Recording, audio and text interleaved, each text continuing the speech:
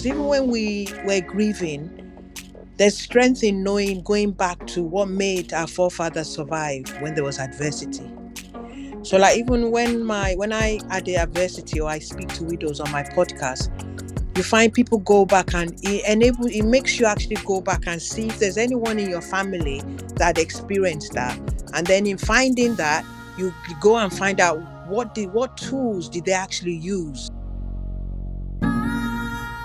Yemi was saying, if somebody is suffering, that suffering is not always eternalized.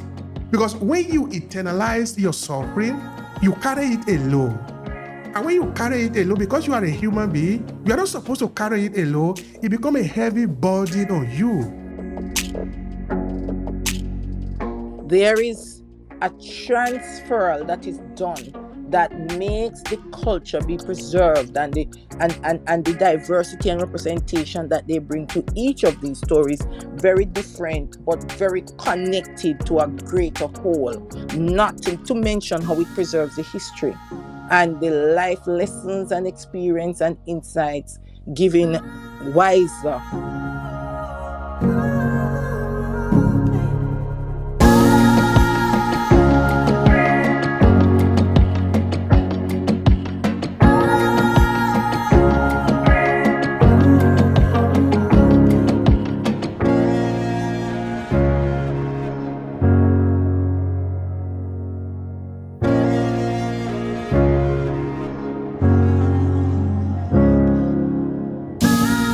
Hello, and thank you for checking out this video. I'm Obehi Ewanfoh, the host of the African Diaspora Storytelling Series.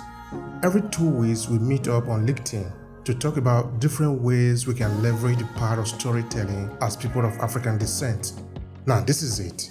We are uniting millions of Africans in the diaspora through the power of our story. It does sound like what you are interested in. Make sure to subscribe to this channel and share this video with your friends who might need it.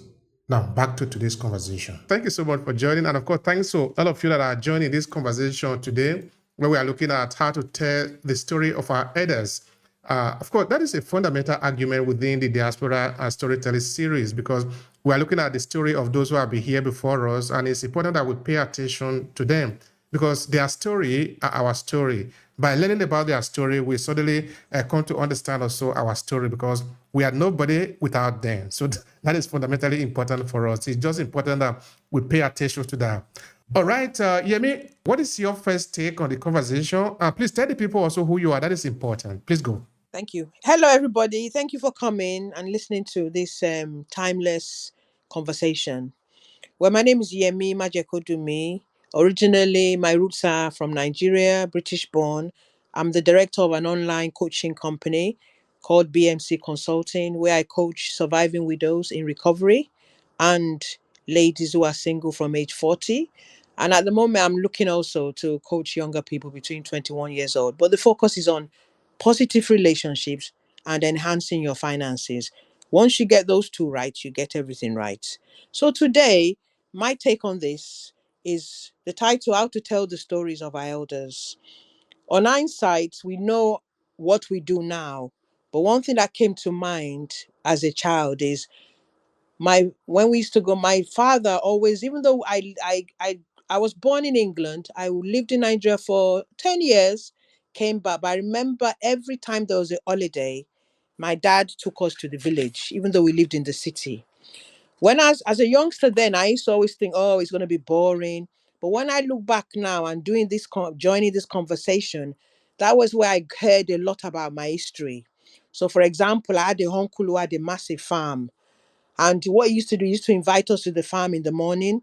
And even though and it was a cocoa farm, it was a wealthy cocoa farm. And as a lot of you know, cocoa, we get our chocolates in the West from cocoa. That's the raw produce. But I remember when we used to be in the farm, a lot of stories were told around just that activity of sitting, how the farm began, being close to nature, what it really means, understanding the leaves, the herbs. So one way of sharing those stories is through storytelling, just one to one in small groups. Our modern version today, I guess, would be workshops, small seminars, informal workshops where we bring the topic and share it amongst ourselves. Within the context of grief, where in which I work in, storytelling of your history is very important, because people, when you're based in the West, where you have a background from the African diaspora, we have different ways of expressing grief. Yes, in the West, we talk a lot about journaling, going to a counselor, so on and so forth. Whilst in the African culture where I came from, there was a lot of expressive grief.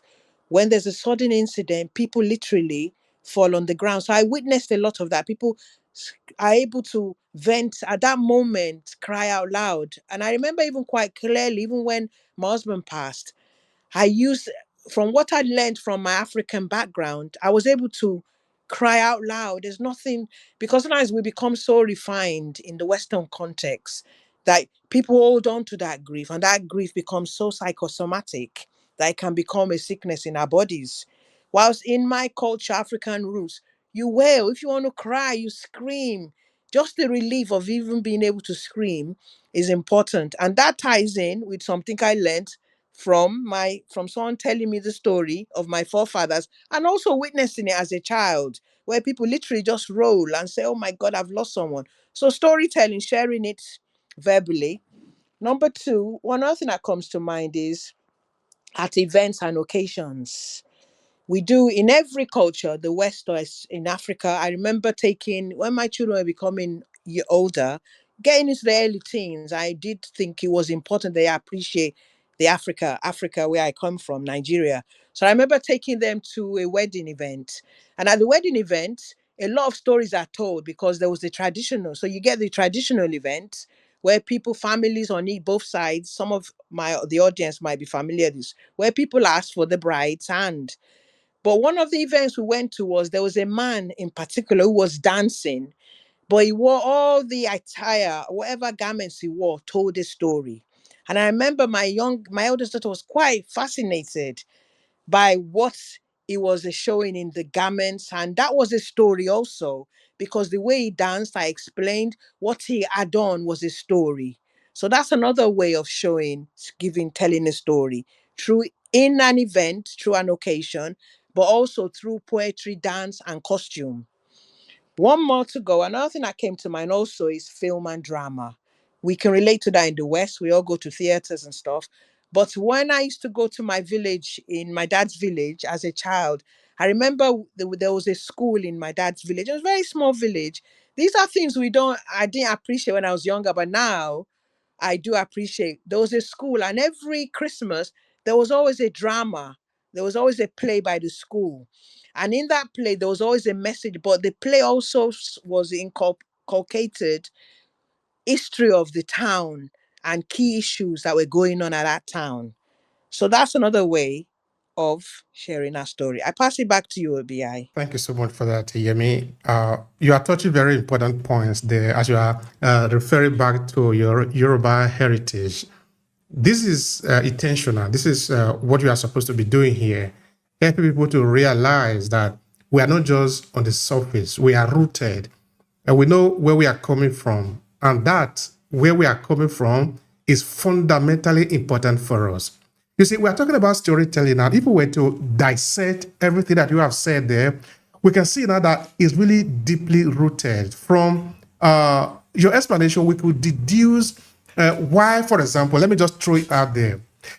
If you have grown up in Africa and you have lived your life in Africa, the term depression you are going to even try to understand that. What does that mean, depression? It's not something that is common for us in our culture. Why? Because our approach to life is different from how life is approached here in the West.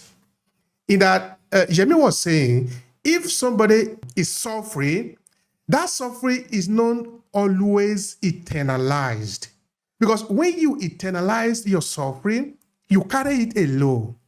And when you carry it alone, because you are a human being, you are not supposed to carry it alone. It becomes a heavy burden on you. Therefore, sometimes you are not able to solve that problem.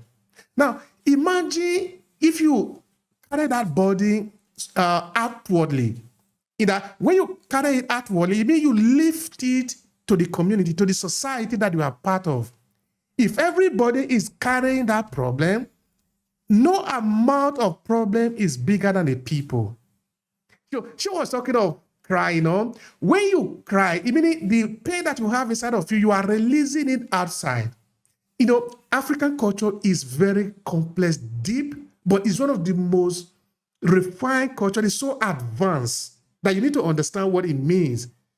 Many people don't understand what it means. That is why they are just saying, forget it. It doesn't mean. It means a lot. Because that thing that we do, it has been researched for thousands of years. Now, talk about dancing, masquerade, for example. The masquerade that you see dancing in your village is a storyteller, is carrying information. There are some masquerade that don't come out anyhow. When you see them, just by seeing them, it's a signal that something terrible or something good is about to happen. A masquerade come out at a particular time, maybe it's a time for rain. In my place, for example, there is a particular masquerade that is called Ugbonomondu. It's a very big masquerade. This masquerade, you don't see it outside. It's dressed up very big and it's red, of course. Red is the color of the Edoite land. So when this masquerade always come out when the community is dealing with something tedious, something difficult. Maybe, for example, there is no rain. In my book, I made the stream water. I made mention of this masquerade that at a point in the land of Okpuje, the rain didn't fall. The people were worried because the time of rainy season has come. The people are supposed to plant because the people, of course, depend on the land, the planting, the harvesting for their life to continue. And now that there is no rain, everybody is worrying. So the people had to consult oracle. The entire village had to meet in the village square. This masquerade came out. And the masquerade is usually, it will make a pronouncement.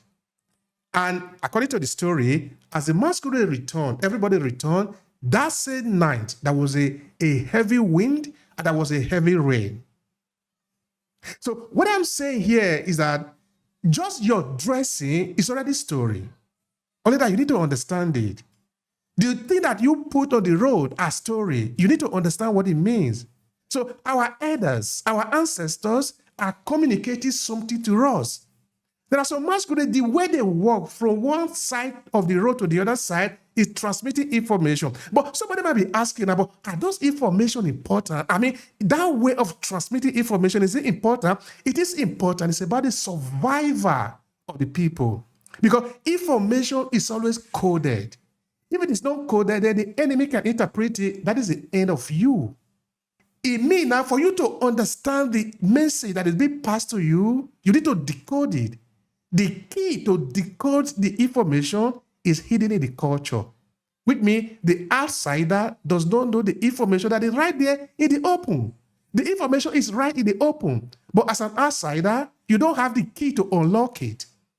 It's about the survivor of the people, and it's about the story. All right, I could go on for that, but anyway, I wouldn't do that because, of course, I have Dr. Matsia here, who is another important speaker here. So, Dr. Matsia, what is your first take? Please tell the people who you are. This is really fascinating. I want to, as you know, I'm Dr. Marcia Thomas, and I'm always on this series when it comes up because of my interest in storytelling and my contribution as a storyteller. And I as I look at the topic today, telling the stories of our elders, the question came to me, why do I need to tell the story of my elders? And why is their story so important? And I feel it is important that we understand and know the stories of our elders personally for us. And generally speaking and culturally, it's very important. Because when we know our roots and when we know the true story and essence of our roots, persons cannot present us unauthentically. And we do not need to be unauthentically authentic. What do I mean by that? There are persons who have a story that they're telling, but it's not the true story because they don't know the real story, because they were never connected to their elders to get any story. So the word of mouth that has been passed down becomes more and more watered. And so they are carrying a false story which gives them a false persona and gives them a false history that they make an effort to preserve, but it is a distortion of the true life and experiences and contributions of their elders, because they never knew their elders. So we must first of all know the story. What is the true story? How can we know the true story that we are telling? We have to connect with those persons who knew them and knew them very well. Their siblings, their community persons, persons who are living as long as they are living. You know, I have family members that are 105, 107. The stories, I find that the younger generation are not very keen to go to those persons for any stories, but I make sure from I was a child growing up that I spent time intentionally. One day out of the week, I spent with my grandmother, who I love dearly, and my grandfather. On my mother's side, because my father's parents died before I was born. And I make sure I go there and spend a night, especially with my grandmother. Sleep over, listen to the stories. And there is a little thing that I have where when it is mango season, my grandmother would get her buckets of mango, she would wash them, and she would set aside two buckets, and she would give you something to wash your hand. And she would turn the lights off because she ate her mangoes in the dark. I thought it was because I was a favorite grandchild why I was always selected to choose to eat the mangoes with her in the dark. But I later discovered that it is because I was one of those who were very willing to eat worms, because when the light is off, you are not able to see what is in the mango. And so you consume everything. I suspect that's why I'm so bright. And so some of those things are things that you learn as you move along, and part of a story that you really can tell because of the fun, because you knew them personally. So there were things about my grandparents that my other siblings did not know. And later on, I was asked to give that explanation. At their funeral, I was the one who had to pick together some of the fun times, some of their favorite sayings, and what really kept them going. What was the heartbeat of their ministry, of what they valued? What was the reason why they did certain things or thought certain ways? Those are the things that we must know, so that it gives us a sense of identity. It gives us the motivation that we need to, and the wisdom that can shape our personal values and inform our life decisions and our perspectives about certain things. And there is also the emotional connection when we share the stories with elders, their stories, and listen attentively, respectfully, lovingly, and with a great deal of respect. There is a transfer that is done that makes the culture be preserved, and and the diversity and representation that they bring to each of these stories very different but very connected to a greater whole. Not to mention how it preserves the history and the life lessons and experience and insights, giving wiser and more valuable guidance for future generations. Very, very important that we understand that. As we, my take on how we tell our elder stories has to be from a point of view of how it impacts you. So, how does the stories that I learn, that I listen to, that I hear about my ancestors impact me? That's an important question you must ask yourself when you attempt to tell the stories of our elders, because you must tell that story in the first person. What do I mean, tell it in the first person? I, my. You must be proud of the stories, whether they are good or bad. You must accept those stories, whether they are good or bad. You must present the themes, the messages, and the lessons in those stories, especially if there is good that came out of something bad. Because this in itself is a transfer of that warrior spirit that was in our elders. It is a transfer of the never give up spirit that we need, of the resilience that brought them to where they are, that they can now tell the story. And many times they are telling the story, they are laughing. When they it gives them an awakening. When they see what they have come through, when they are gone and we are telling the stories, and even when they are present and we're telling the stories, we must capture the essence of who they really are and what is it that they stand for, or else the story in itself is not unique. And every elder has a unique story. The story itself, if we are not telling it with that type of understanding and meaningful connection, then the insights are lost. And when we are able to tell the story, we are supporting a tradition, we are supporting a culture. We are supporting a representation. We are supporting inspiration. We are supporting overcoming. We are supporting creativity. We are supporting the expressions that they bring to their lives. And we are fostering a sense of awe and respect and appreciation for what they have gone through, what they are they have come through, and what they have equipped us to overcome. If we look at telling our stories with that type of understanding, that type of compassion, that type of respect, that type of healing and purpose, that type of closure and that type of connection, then we are building a legacy that keeps them always present and their contributions always visible. I'll stop there for now. Thank you so much for that, Dr. Matia. I appreciate you. You see, this is really an important conversation. You see, just now I was almost very emotional talking about story and the codification and the messages that are often buried in it. It is important that we understand that, because there is no other way to transfer those information to us than a story. Because just now I will be asking us, why do we really use story to pass down this information to our people?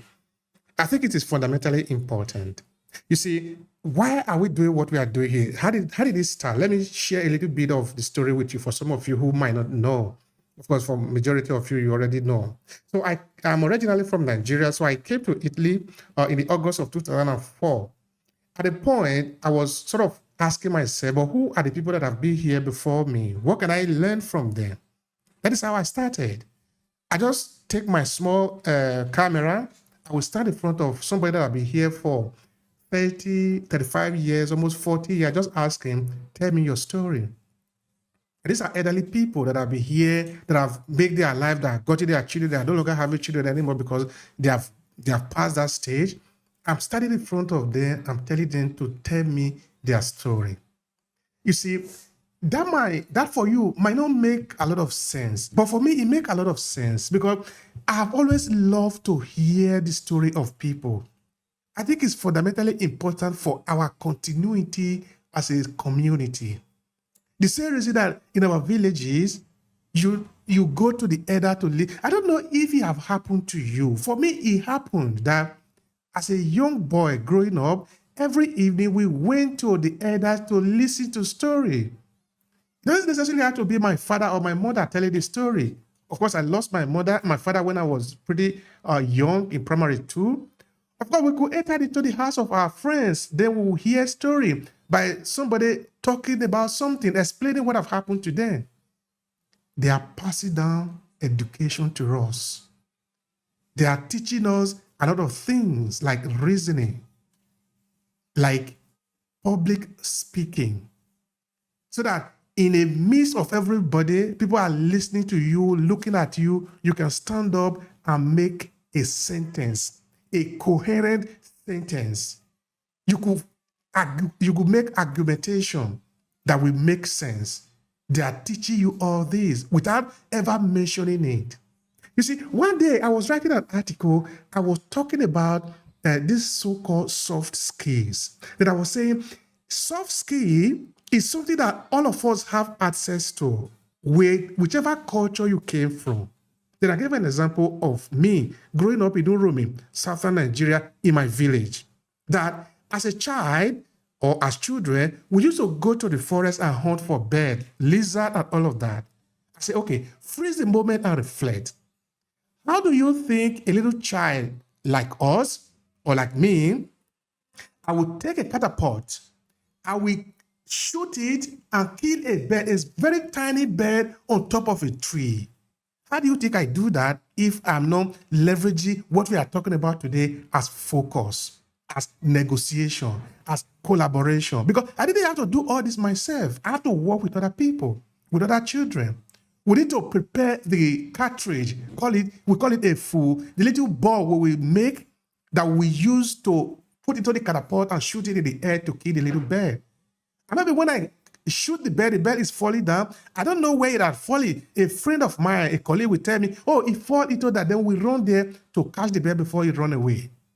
It's not necessarily the bird that is important here. It's that we are working together as children and we are learning how to collaborate.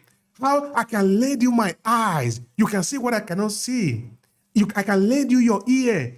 You can hear what you ordinarily not have been able to hear because you are not maybe close to where I am.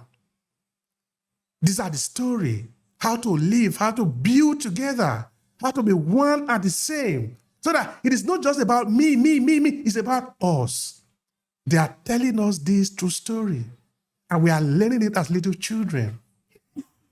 In fact, there is something that I said at the point that most of the game that we play in the village, nobody ever actually sat down and said, come and learn it.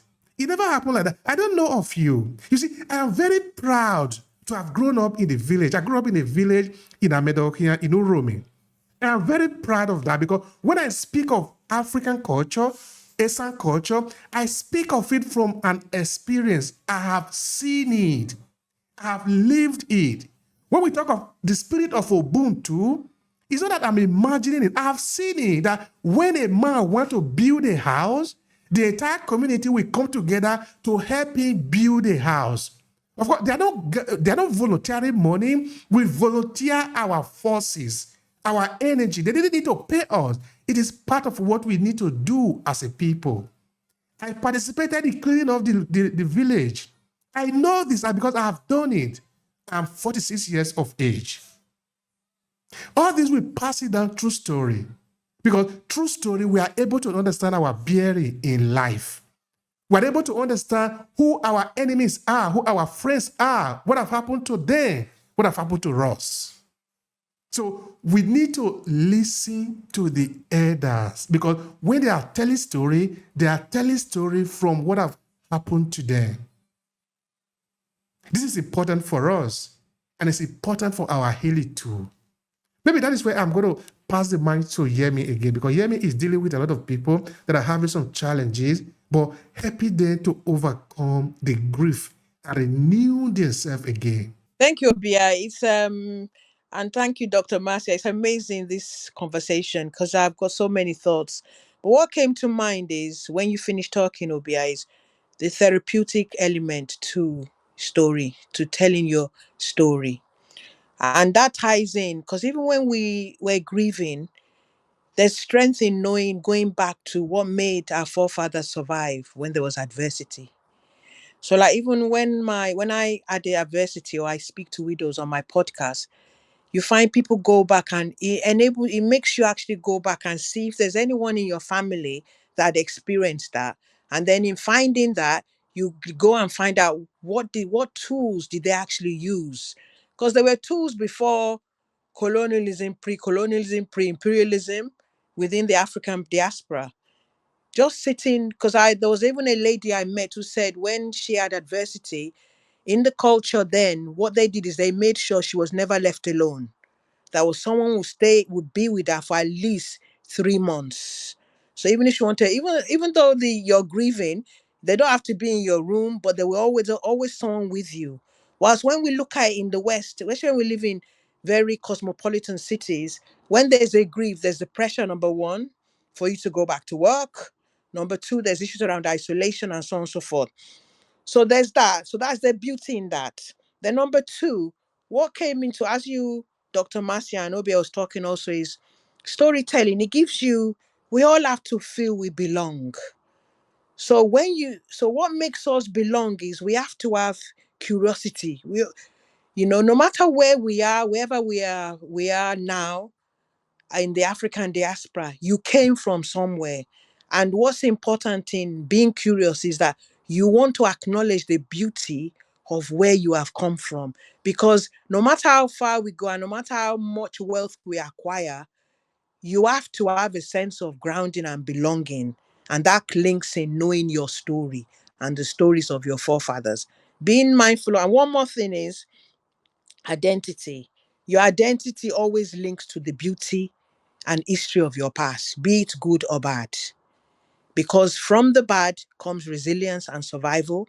From the good means you can even do better. And I pass it on to you, Obi. All right, thank you. I appreciate that. Of course, I'm going to pass it to Dr. Matia because of time, because we're only going to we only have 8 minutes left. This conversation today should have stayed for a longer time, but of course we have time. The time is pressed today.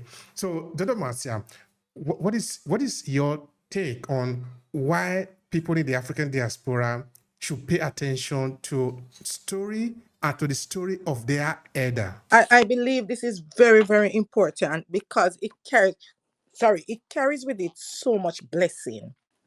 And sometimes I use these terms and it's not really understood. How do telling our ancestor stories bless us? For one, the experience in itself is transformative. Just telling the story makes us affirm what is good inside of them, what is admirable, what we have inherited, what has been passed on to generations, and why we will overcome and why we must never give up. It takes you on a very personal and profound journey of growth and discovery and connection. I don't know.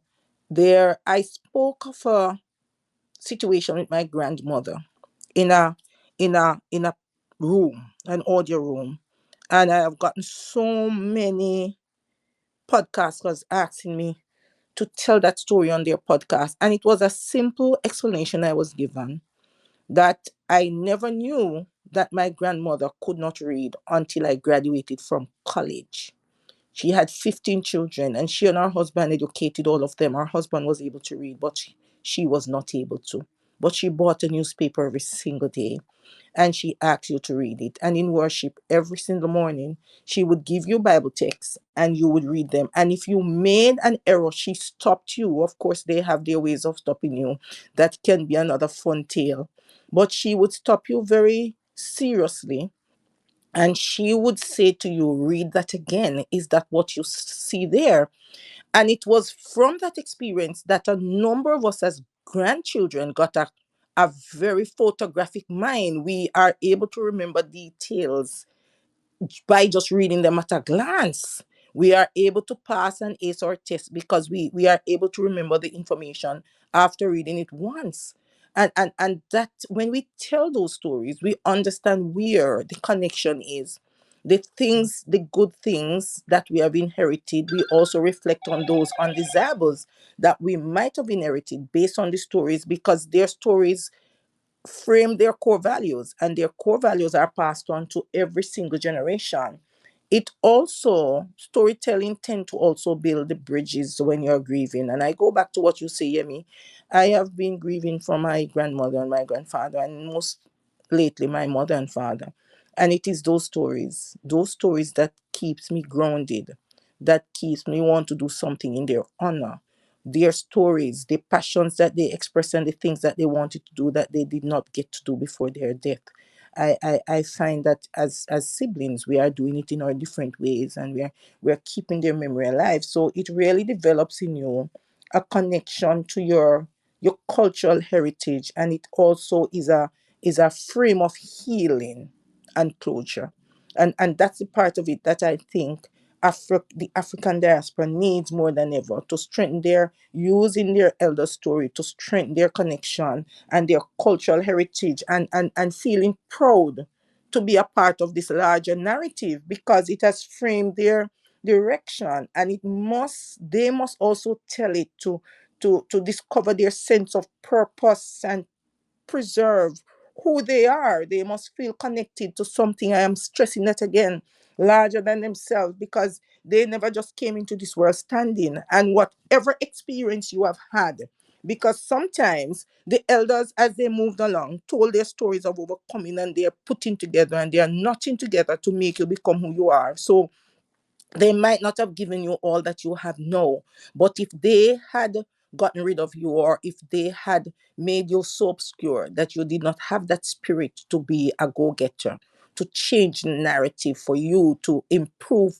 on the story, to create this community of practice for a culture, for a nation, for a country, then you would not be here. And so you must appreciate that when you are telling your story, and you must pay homage, and you must show appreciation for where you have come, because where you now are has to be where you're coming from. You started somewhere, and that reference point must be your elder story, and you must tell it with authority because it belongs to you. Your generation is uniquely placed, and you were placed in that generation not by default, not by accident, but as an established force to carry on the story in your life.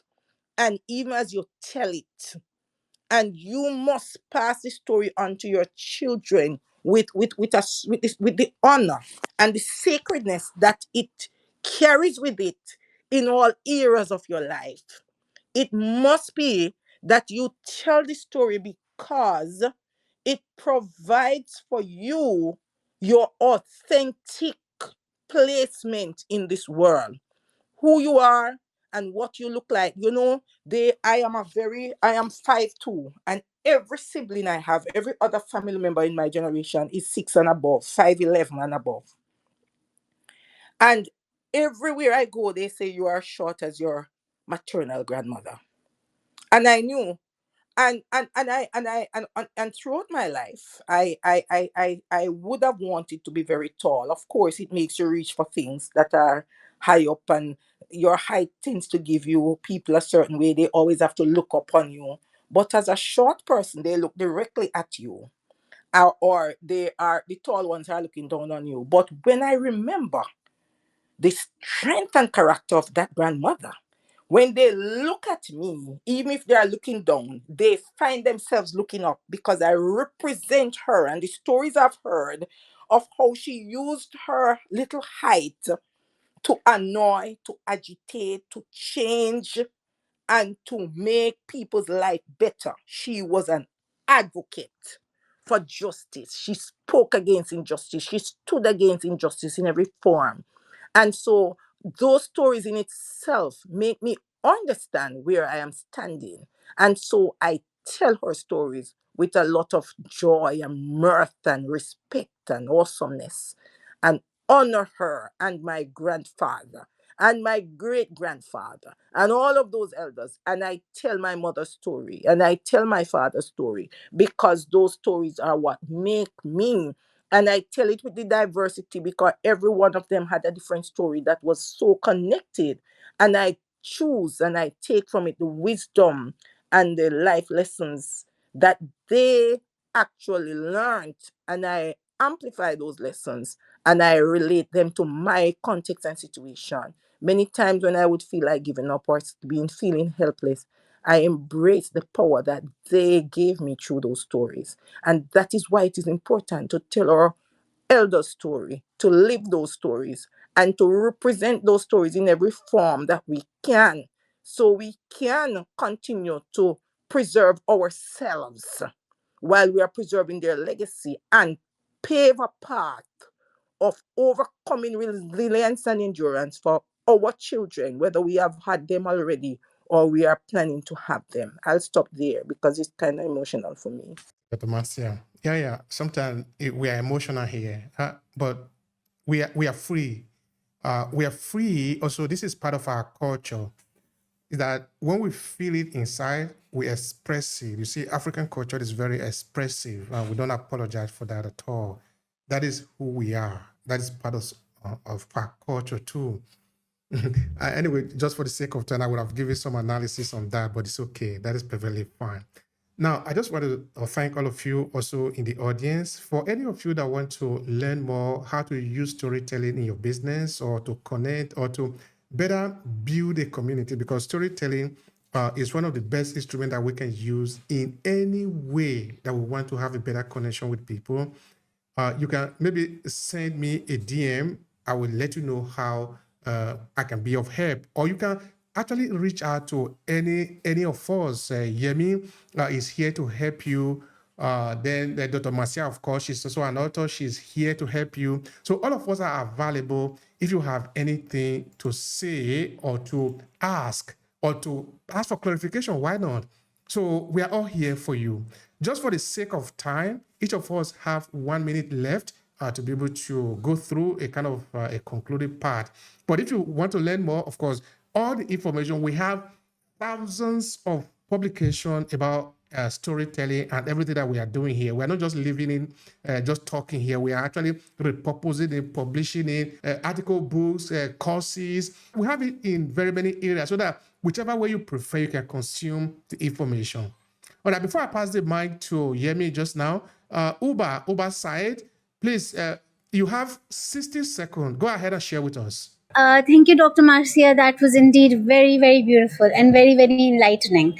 I'm from Pakistan and I'm a Muslim, but yes, the religion might be different, but it again is empowering the same phenomena, the same powers.